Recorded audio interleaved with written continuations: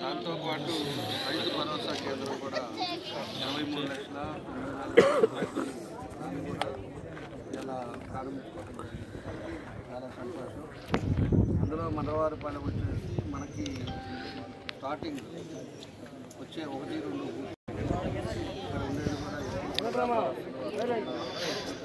Party మెజార్టీతో కలిసి మొదలవుతుంది. కాబట్టి ఈ ఊళ్ళో కూడా ఏ సమస్యలు ఉన్నా కూడా ఇదివరకు 14-15 దాదాపు ఇప్పుడు కొన్ని సమస్యలు కూడా చెప్పారు.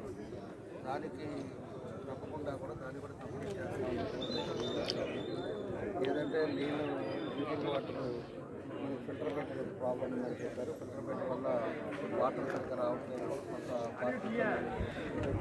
ఫిల్టర్ బెడ్ కంప్లీట్ చేస్తాం. దాని తర్వాత డ్రైనేజ్ అవుట్లెట్ డ్రైనేజ్ అవుట్లెట్ అక్కడ ప్రాబ్లం అని చెప్పారు. అవుట్లెట్ కూడా దాని కూడా ఆపరేషన్ చేసి దాన్ని కూడా కంప్లీట్ చేస్తాం. మూడవది వచ్చేసి దానికి ఏవైతే మనకి త్రాగుంట అదేవిధంగా మండవారిపాలెంది దాన్ని సర్వే నెంబర్లు త్రాగుంట అని చెప్పేసి వస్తూ ఉన్నాయి. దాన్ని కూడా సీసీఎల్కి పంపించారు. సీసీఎల్లో కూడా మేము ఫాలోఅప్ చేసి దాన్ని కూడా కంప్లీట్ చేస్తే వీళ్ళు సర్వే నెంబర్లు మండవారిపాలెంలో మార్పులని చెప్పి మేము తెలియజేస్తా ఉన్నాం.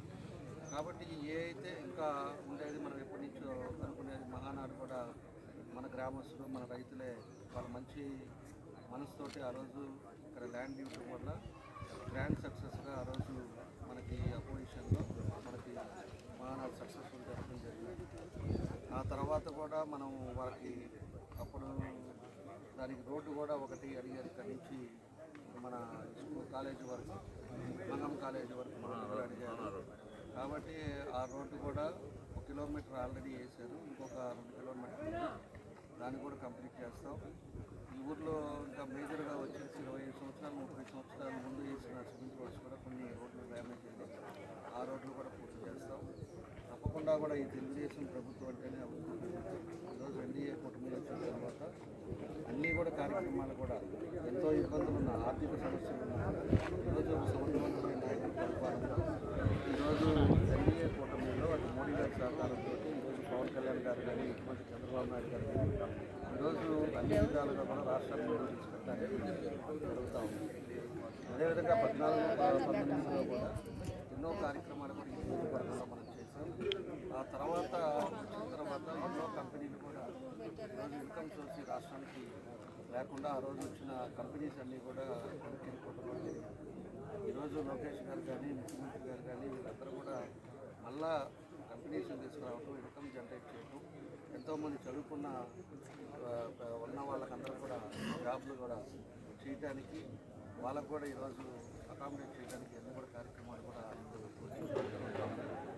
కాబట్టి ప్రజలకు కూడా ఏదైతే సూపర్ 6లో కూడా తల్లి వందలు కావచ్చు, రైతు భరోసా కావచ్చు, ఈరోజు పెన్షన్లు కావచ్చు, అదేవిధంగా రేషన్ కార్డు కావచ్చు, ఆటో డ్రైవర్స్ కావచ్చు, మా మహిళలకి ఉచిత బస్సు కావచ్చు, అలాంటివన్నీ కూడా ప్రభుత్వం వచ్చిన తర్వాత ఎన్నో వేల కోట్లు తీసుకొస్తుంది. ప్రజల్ని కూడా సంక్షేమ పథకాల్లో ముందు తీసుకెళ్ళడం. కాబట్టి దాంతోపాటు ఈ పథకాల్లో ఉన్నాయి కాబట్టి కొంత లేట్ అయినా కూడా ఖచ్చితంగా మనం ఉండే ఏవైతే ఉన్నాయో ఈరోజు అన్ని కూడా కంప్లీట్ చేసి ఈరోజు టౌన్ కూడా అన్ని విధాలు కూడా అభివృద్ధితో చేస్తూ ఉన్నాం. అన్ని ఏరియాలో శానిటేషన్ కానీ అదేవిధంగా చుట్టూ కానీ ఇవన్నీ కూడా చేస్తూ ఉన్నాం. ఈరోజు 5:30కి స్ట్రీమ్ లైన్ చేశారు, నైట్ పూట శానిటేషన్ చేశాం. ఈరోజు నగరాన్ని కూడా శుద్ధీకరణ చేస్తున్నాం. ఎందుకంటే వచ్చినప్పుడు ఎవరైనా వచ్చినప్పుడు ఇది ఒంగోలు మార్పు అనేది కనపడాలని మనం ప్రయత్నిస్తున్నా చేస్తూ ఉన్నాం. మన జరిగిన తుఫాను కూడా మనం ఒకసారి గమనిస్తే ముందు చూపుతోటి ఉత్తరాంధ్ర కాలం అంతా కూడా మనం క్లీన్ చేయించాం కాబట్టి అదే కానీ పట్టించుకోకుండా కానీ ఉంటే అదంతా కూడా రివర్స్ అయ్యి ఇంకా ఎన్నో కాలనీలు కూడా మునిగిపోయే పరిస్థితి. కాబట్టి ఇవన్నీ కూడా చిత్తూరుతోటి ప్రజలకు ఎక్కడ ఇబ్బంది లేకుండా ప్రజలు సౌకర్యంగా ఉండే విధంగా మా వంతు ఉండే ఫండ్స్ను బట్టి పూర్తిగా అభివృద్ధి కార్యక్రమాలు కూడా జరుగుతూ ఉన్నాయి, ఇంకా కూడా జరుగుతాయి. నేను ముందు నుంచి చెప్పాను, ఒక సంవత్సరం తర్వాత ఒంగోలులో చూడండి అన్ని రకాల కూడా మార్పులు జరుగుతాయని కూడా ఈ సందర్భంగా తెలియజేస్తాను. నిన్న ఎవరో మాట్లాడుతూ కూడా మెప్మాది కూడా మాట్లాడారు. నేను వాళ్ళకి ఒకటే చెప్తున్నా, మెప్మాది ఎవరున్నా కూడా నేను ఆ రోజే చెప్పాను, కలెక్టరేట్లో ఆ రోజు డిఎల్సీ మీటింగ్ ఉంటే మన వాళ్ళు మీడియా సోదరులు పెట్టినప్పుడు కూడా చెప్పాను.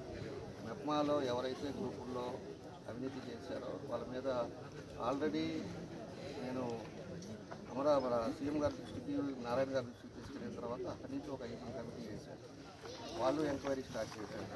అదేవిధంగా కలెక్టర్ గారికి చెప్పాను, కలెక్టర్ గారు కూడా జేసీ గారిని, అదేవిధంగా సీఈఓ గారిని, ఆ తర్వాత డిఎండిఎస్ని వీళ్ళ ముగ్గురిని వీళ్ళు ఒక పక్క ఎంక్వైరీ చేస్తున్నారు. అది కాకుండా మేము ఒక ఎంక్వైరీ కూడా చేస్తూ ఉన్నాం. కాబట్టి ఎవడున్నా కూడా ఖచ్చితంగా కూడా దాన్ని బయట పెడతాం, దాన్ని అందరూ కూడా తెలియపరుస్తాం, ప్రజలకు కూడా తెలియపరుస్తాం, ఏ బ్యాంకులు ఎక్కడ ఇచ్చారు ఏందనేది కూడా తెలియపరుస్తాం. ఈలోపే దాన్ని రాజకీయం చేసి ఏదేదో మాట్లాడటం వల్ల దానివల్ల ఉపయోగం లేదని కూడా తెలియజేస్తాం. పాత గవర్నమెంట్ ఇంకో మాట కూడా అన్నారు, కొంతమంది వచ్చి ఇప్పుడు కూటమిలో చేరారు, ఈరోజు సిట్టే అయింది, లేకపోతే వాళ్ళ మెప్మాలు అప్పుడు జరిగిన అవినీతి ఏం చేస్తారన్నారు.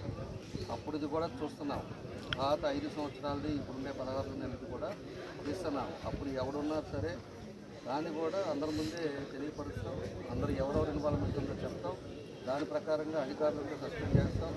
అదేవిధంగా పార్టీ వాళ్ళు కానీ లేకపోతే ఎవరైనా ఉంటే వాళ్ళని అరెస్ట్ చేసే కార్యక్రమాలు కూడా చేస్తాం. కాబట్టి జరిగేది ఒక వ్యవస్థలో జరిగేటప్పుడు అక్కడ ఏదైనా పొరపాట్లు జరిగి మా నోటీసులు వచ్చినప్పుడు ఖచ్చితంగా దాన్ని ఇంప్లిమెంట్ చేస్తున్నాం. ఇప్పుడే జరిగింది, ఒక వారం రోజుల ముందు వచ్చింది, దాన్ని ఎంక్వైరీ చేసాం, ఎంక్వైరీ రిపోర్ట్ వస్తుంది, ఒక వారం 10 రోజుల్లో వస్తుంది. ఖచ్చితంగా దాన్ని చర్యలు తీసుకుంటామని చెప్పి కూడా మీ ద్వారా తెలియజేస్తాం. ఓకే.